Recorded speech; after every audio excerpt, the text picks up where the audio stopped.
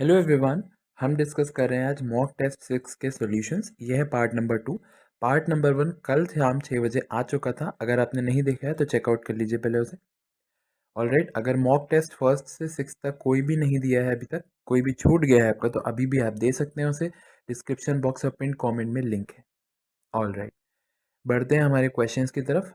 हमने 7 questions discuss कर लिए थे कल की वीडियो में। आज 8th क्वेश्चन से स्टार्ट करते हैं। एक फंक्शन गिवन है x cube plus x square plus x plus one, जो सारे रियल एक्स के लिए डिफाइंड है, और एफ एक्स फंक्शन है 1/g इनवर्स एक्स। तो कौन सा स्टेटमेंट करेक्ट है इसमें, जो एफ की डोमेन के बारे में और एफ इनवर्स ऑफ -2 के बारे में सही जानकारी देता है, ये हमें बताना है। तो एफ की डोमेन की बात करें तो एफ एक्स डिफाइंड है 1/g इनवर्स एक्स। ठीक है, तो हमें क्या पता चलता है कि फंक्शन एफ की जो डोमेन होगी उसमें वो सारे पॉइंट्स होंगे रियल में जिनके लिए जी इनवर्स एक्स जीरो ना हो। अब जी इनवर्स एक्स डायरेक्टली आप नहीं निकाल सकते, तो हम देख सकते हैं कि जी इनवर्स एक्स जीरो किसके लिए है। जी इनवर्स एक्स के जीरो का मतलब है कि G of zero equal to X. तो मतलब जी ऑफ जीरो जब आप पुट करेंगे तो वो आएगा 1, यानी कि एक्स इक्वल टू 1 के लिए जी इनवर्स एक्स जीरो होगा। यानी कि जी इनवर्स एक्स जीरो कब नहीं होगा, जब एक्स 1 ना हो। तो इसीलिए डोमेन में वो सारे रियल नंबर्स आएंगे जिनके लिए एक्स 1 नहीं। तो सेकेंड ऑप्शन तो गलत हो जाता है। ठीक है, एक चीज़ तो हो गई। अब हमें निकालना है एफ इनवर्स ऑफ -2। सो देखिए, हम मानते हैं एफ इनवर्स ऑफ -2 ए है। ए है मतलब कि एफ ऑफ ए -2 होगा। अच्छा, एफ ऑफ एक्स कैसे है, 1/g इनवर्स एक्स, तो यानी 1/g इनवर्स ए की वैल्यू -2 है। इसका मतलब हम यहाँ से जी इनवर्स ए क्या आ गया, -हाफ। और जी इनवर्स ए -हाफ है तो जी ऑफ -हाफ हो गया ए। तो ए हो गया जी ऑफ -हाफ, और ए क्या है, एफ इनवर्स -2। तो एफ इनवर्स -2 मतलब हो गया जी ऑफ -हाफ। जी ऑफ -हाफ में जी एक्स जो पॉलिनोमियल गिवन है उसमें -हाफ वैल्यू रखी और सिंप्लीफाई करके आ गया 5/8। तो ओनली करेक्ट ऑप्शन हो गया हमारे पास ऑप्शन नंबर डी, कि डोमेन में वो सारे एक्स होंगे जिसके लिए एक्स 1 ना हो और एफ इनवर्स -2 की वैल्यू होगी 5/8। ऑलराइट, इजी क्वेश्चन था। Moving to question number 9। Family find करनी है नॉन जीरो सोल्यूशंस की इस डिफरेंशियल इक्वेशन की, वो क्या हो। इस क्वेश्चन को करने के दो तरीके हैं। एक तो ऑप्शन बाय ऑप्शन हम चूज कर सकते हैं और सेटिस्फाई कर सकते हैं कि किसके लिए इक्वेशन सेटिस्फाई हो रही। ठीक है, जो थोड़ा टाइम कंज्यूमिंग हो सकता है। दूसरा है कि इस डिफरेंशियल इक्वेशन को डायरेक्टली सॉल्व करें। वो केस हम तब करते हैं अगर डिफरेंशियल इक्वेशन सॉल्व हो सकती है कुछ सब्स्टिट्यूट करके। अगर नहीं हो सकती है तो हम एक एक करके ऑप्शन को सब्स्टिट्यूट करते हैं। तो यहाँ पे हम क्या ले लेते हैं, u ले लेते हैं dy/dx। जैसे हम u को dy/dx लेते हैं तो इक्वेशन हो जाती है du/dx is equal to U square. अब ये सेपरेबल बन गई, तो 1/u² डी हो गया 1 dx। इंटीग्रेशन किया तो -1/u हो गया x plus C one. C one is a constant, तो u आ गया -1/x+c। अब u है एक्चुअली dy/dx, तो dy/dx की वैल्यू रख दी। dy/dx की वैल्यू आ गई। हमें हमें लास्ट में तो y निकालना है, तो फिर से सेपरेबल हो गई और इंटीग्रेट किया तो yx आ गया -log of x plus C one plus c2। तो इसका ओनली करेक्ट ऑप्शन हो गया ऑप्शन नंबर डी। ओके, तो अब यहाँ पे सब्स्टिट्यूट करके देखना आसान था कि अगर हम इसको u मान ले तो ये सिंप्लीफाई हो जाएगा। ठीक है, अगर वो तरीका नहीं होता या अगर हमें समझ नहीं आ रहा है तो ऑप्शन से देखिए कि ऑप्शन से ऐसा करके देखिए जिससे सेटिस्फाई हो जाए question. Moving to question number 10। इनमें से कौन सा हार्मोनिक कॉन्जुगेट है UXY हार्मोनिक फंक्शन V का। तो V गिवन है और U फाइंड करना है। कॉम्प्लेक्स एनालिसिस का बहुत अच्छा सा क्वेश्चन है। तो जब भी हार्मोनिक कंजुगेट U तब होगा जब U प्लस आयोटा V या आयोटा आएगा। U plus iota V analytic function हो। अब U plus iota V analytic है तो CR इक्वेशन सेटिस्फाई करेगा, यानी UX equal to VY and UY equal to -VX। V given है तो V सब्स्टिट्यूट करते हैं, तो UX इक्वल टू VY है। V को Y के रिस्पेक्ट में डेरिवेट किया तो आया -3x² plus 3y²। U x के रिस्पेक्ट में तो x के रिस्पेक्ट में इंटीग्रेट किया, आ गया -x³ प्लस 3xy² प्लस एक फंक्शन आ गया जो y का फंक्शन।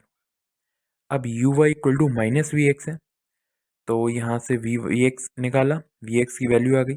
u y के रिस्पेक्ट में है तो y के रिस्पेक्ट में इंटीग्रेट किया तो u आ गया -y प्लस 3xy² प्लस यहाँ फंक्शन आ गया gx का। अब यहाँ से भी u आया, यहाँ से भी u आया, कंपेयर किया तो u हमें मिल गया -y, जो फंक्शन ऑफ y है वो है -y plus 3xy² plus -x³। ये हो गया हमारा u। बस अब सिंपल ऑप्शन कंपेयर कर लिया, करेक्ट आंसर हो गया ऑप्शन नंबर बी। तो जब भी यू हार्मोनिक कॉन्जुगेट होगा जब u प्लस आयोटा भी एनालिटिक फंक्शन होगा। मूविंग टू क्वेश्चन नंबर 11, एक क्वाड्रेटिक फॉर्म गिवन है ओवर रियल नंबर। हमने पूछा है कि रेंज क्या होगी रेंज क्या होगी या वो किस चीज़ को कंटेन करेगी ये बताना है, ठीक है। रेंज बेसिकली क्या आउटपुट मिलेगा वो होता है। तो बस इसमें हम क्या करते हैं, कुछ पॉइंट देख लेते हैं। हम ले लेते हैं एक्स और वाई को 0, तो हमें मिल जाता है क्यू की वैल्यू माइनस जेड स्क्वायर। अब जेड क्योंकि रियल नंबर है और माइनस जेड स्क्वायर नेगेटिव होगा, तो यानी जो रेंज हो गई वो माइनस इन्फिनिटी क्लोज 0 तो ज़रूर होगी। अब हम ले लेते हैं क्यों एक्स 0 0, यानी वाई और जेड को 0 लिया, तो हो गया 4x²। एक्स भी रियल नंबर है तो रेंज क्लोज 0 ओपन इन्फिनिटी में भी होगी, तो यानी रेंज हो गई बेसिकली पूरा रियल नंबर। तो रेंज पूरा रियल नंबर हो गई, तो ऑप्शन सी तो करेक्ट हो गया। ऑप्शन ए इसलिए करेक्ट हुआ क्योंकि रेंज के अंदर ये है, ये इंटरवल, तो हो गया। ऑप्शन बी इनकरेक्ट हुआ क्योंकि रेंज इस इंटरवल के अंदर नहीं है, और डी इनकरेक्ट हुआ क्योंकि रेंज इसके अंदर नहीं होगा जहाँ एन कोई नेचुरल नंबर हो। तो बी और डी इनकरेक्ट है और ए और सी करेक्ट ऑप्शन हो गए। मूविंग टू क्वेश्चन नंबर 12, यहाँ S1 दे रखा है यूनिट सर्कल के ऊपर पॉइंट सिर्फ जो बाउंड्री पे है, डी है यूनिट सर्कल के ऊपर और अंदर जितने भी पॉइंट्स हैं, और ई है एक तरह का ellipse 2x² + 3y² less equal to 1, ठीक है। तो हमें बताना है कौन से स्टेटमेंट्स इसमें करेक्ट है। तो अगर डी से S1 तक एक फंक्शन है कंटिन्यूस मैपिंग, तो एक फिक्स पॉइंट होगा, बेसिकली f(x = x) मतलब एक फिक्स पॉइंट होना। ई से ई तक है या S1 से S1 तक है, किस केस में फंक्शन कंटिन्यूस फंक्शन जो है उसके पास फिक्स पॉइंट होगा या इनमें से किसी के पास भी नहीं होगा वो होता है। अब यहाँ एक बहुत इंपॉर्टेंट थ्योरम लगती है जिसे हम बोलते हैं ब्राउवर फिक्स पॉइंट थ्योरम। उसके अकॉर्डिंग कोई भी अगर कंटिन्यूस फंक्शन किसी कॉन्वेक्स कॉम्पैक्ट सबसेट तक ही जाता है यूक्लिडियन स्पेस के, तो उसके पास कम से कम एक फिक्स पॉइंट तो ज़रूर होगा। कॉन्वेक्स मीन्स उसके अंदर किसी दो पॉइंट्स के बीच में लाइन ड्रॉ करूँ तो उसी के अंदर है, और compact means close and bounded, आपको यूक्लिडियन स्पेस में पता ही है। तो बस अब यहाँ ई जो है जो ई है ये कॉन्वेक्स कॉम्पैक्ट है, और जो डी है ये भी कॉन्वेक्स कॉम्पैक्ट है, ठीक है। तो जो ई से ई तक जा रहा है यानी जो ऑप्शन बी है वो करेक्ट हो गया, कंटिन्यूस भी है और कॉन्वेक्स कॉम्पैक्ट भी है, तो फिक्स पॉइंट होगा ऑप्शन बी करेक्ट हो गया। ए अगर देखें तो डी तो कॉन्वेक्स कॉम्पैक्ट है मगर S1 नहीं है, पर हम देख सकते हैं कि S1 जो है वो एक्चुअली डी में ही जा रहा है, डी का ही एक पार्ट है, क्योंकि S1 में बस बाउंड्री पॉइंट ले लें, बस अंदर के पॉइंट्स इंक्लूड नहीं करें। तो क्योंकि S1 डी का ही सबसेट है तो इसे हम डी से डी तक मान सकते हैं फंक्शन, ठीक है। इसके अकॉर्डिंग भी फंक्शन के पास फिक्स पॉइंट एक ज़रूर होगा, ठीक है। अब बचता है तीसरा पॉइंट कि क्या S1 से S1 तक भी होगा, तो हम यह ले लेते हैं rotation mapping. So basically unit circle पे जो भी पॉइंट्स हैं उनको कहाँ मैप कर रहे हैं हम, उस यूनिट सर्कल को पहले 90 डिग्रीज क्लॉकवाइज या एंटी क्लॉकवाइज जिस भी डायरेक्शन में आप चाहें उधर रोटेट करिए, और फिर उस पॉइंट को उस पर मैप करिए जब वो पॉइंट है। फॉर एग्जाम्पल जैसे हमारा पॉइंट है 1,0 जो एक्स एक्सिस पे लाई कर रहा है, रोटेशन के बाद वो मैप होगा 0,1 पे। इसी तरह जो पॉइंट 0,-1, ठीक है, जो वाई एक्सिस पे लाई कर रहा है नेगेटिव में, वो मैप होगा 1,0 अगर हमने एंटी क्लॉकवाइज रोटेट किया 90 डिग्रीज। एंगल कोई भी ले सकते हैं आप, बस रोटेशन मेन है यहाँ पे, ठीक है। अब क्योंकि सिर्फ बाउंड्री पॉइंट्स पे है तो कोई फिक्स पॉइंट होगा ही नहीं। अगर वो पूरा सर्किल होता यानी इनसाइड के भी पॉइंट्स होते तो 0 0 ओनली फिक्स पॉइंट होता। तो इसीलिए जो सी और डी है वो इनकरेक्ट है और ए और बी करेक्ट ऑप्शन है। All right, moving to question number 13, यहाँ z प्लस गिवन है सेट 1 2 3 यानी पॉजिटिव इंटीजर्स का सेट है, और तीन टोपोलॉजी है। टॉ1 टोपोलॉजी है सबस्पेस टोपोलॉजी इस z प्लस सेट पे जो इंड्यूस है यूजुअल टोपोलॉजी से ऑन रियल नंबर। टॉ2 में ऑर्डर टोपोलॉजी है, और टॉ3 है डिस्क्रीट टोपोलॉजी। हमें बताना है कौन सी टोपोलॉजी किसके इक्वल है, वो ऑप्शन चूज करना है, ठीक है। सबसे पहले देख लो, तो अगर कोई भी इसमें पॉजिटिव इंटीजर हम ले लेते हैं तो उसके अराउंड अगर हम नेबरहुड लें, फॉर एग्जांपल 0.5 का, तो ये ओपन है, रियल रियल नंबर्स में ओपन होता है, क्लियरली ओपन इंटरवल है तो ओपन हो गया सेट। अब इसका इंटरसेक्शन जो अगर हम करें जो पॉजिटिव इंटीजर वाले सेट है तो वो भी ओपन होगा सबस्पेस टोपोलॉजी में, by the definition of subspace topology उसमें ओपन हो गया। तो इनका इंटरसेक्शन क्या है उसके साथ, क्योंकि इसके नेबरहुड में 0.5 नेबरहुड में कोई भी दूसरा पॉजिटिव इंटीजर होगा ही नहीं, तो इंटरसेक्शन में सिर्फ सिंगलटन ही होगा। तो अब क्योंकि सारे सिंगलटन ओपन होते हैं टॉ1 में, सारे सिंगलटन ओपन हैं टॉ1 टोपोलॉजी में, और टॉ1 हो गया डिस्क्रीट टोपोलॉजी। डिस्क्रीट में भी सेम चीज़ होती है, सारे सिंगल सेट जितने भी अगर वो ओपन हो गए तो डिस्क्रीट हो गई, तो यानी टॉ1 और टॉ3 सेम हो गए। अब बात करते हैं टॉ2 टोपोलॉजी। सिंगलटन वन को हम लिख सकते हैं semi closed interval 1, 2 order topology में, और कोई भी अगर दूसरा इंटीजर है N A greater equals to 2 के लिए, उसको हम -1 से ओपन इंटरवल में लिख सकते हैं। ठीक है, 1 के लिए हम नहीं लिख सकते क्योंकि फिर 0 आएगा, और 0 से 1 से लेस देन वाले पॉइंट्स उसमें हैं। ठीक है, इस तरह लिख सकते हैं। अगेन ये सारे ओपन सेट ओपन इंटरवल्स, तो फिर से ये डिस्क्रीट टोपोलॉजी होगी, क्योंकि जो जितने सिंगलटन होते हैं वो सारे ओपन होते हैं, तो टॉ2 भी डिस्क्रीट टोपोलॉजी हो गई, तो टॉ2 और टॉ3 भी सेम हो गए, तो यानी ये तीनों के तीनों सेम है। इसी वजह से जो हमारा ऑप्शन नंबर डी है वो करेक्ट है कि तीनों ही topology same. Alright, moving to question number 40। Question में बोला था कि कैनोनिकल फॉर्म जो होगी इस इक्वेशन की वो क्या होगी इनमें से। ठीक है, अब इस क्वेश्चन को करने के दो तरीके हैं, वो बताता हूँ। सिंपल कैनोनिकल फॉर्म का क्वेश्चन है, तो पहले आइडेंटिफाई करेंगे ये किस फॉर्म की पीडी है, उसके बाद पढ़ेंगे।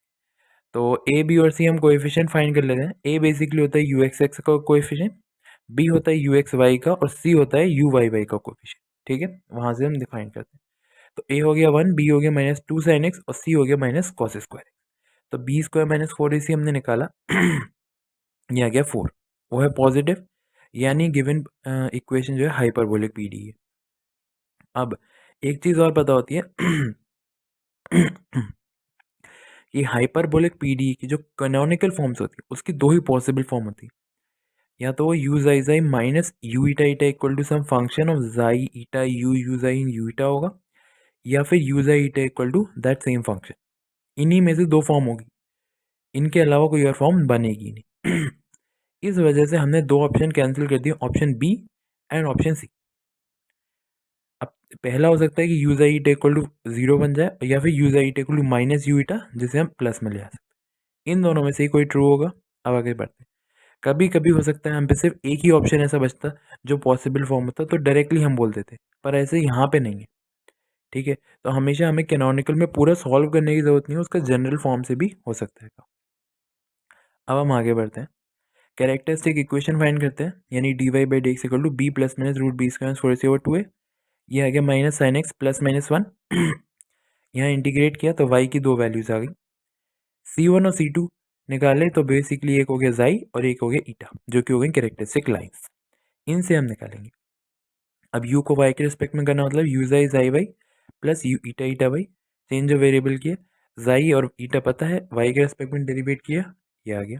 इसी तरह यू एक्स एक्स का फॉर्मूला, उसमें सब्सटीट्यूट किए वेरिएबल्स, यू वाई वाई के फॉर्मूले में यू वाई वाई का फॉर्मूला होता है ये, उसमें सब्सटीट्यूट किए, और यू एक्स वाई का फॉर्मूला होता है उसमें सब्सटीट्यूट।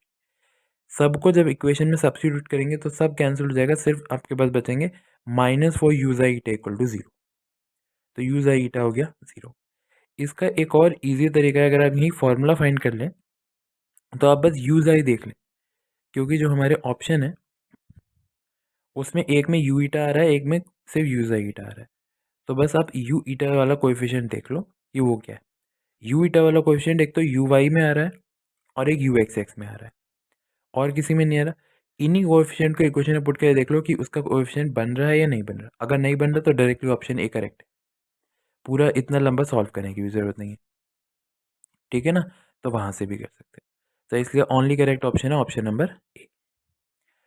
तो ऑल राइट, हमने आज और 7 क्वेश्चंस डिस्कस करे हैं। बचे हुए 7 क्वेश्चंस जो है 21 तक वो हम डिस्कस करेंगे कल शाम 6 बजे। चेकआउट करना मत भूलिएगा।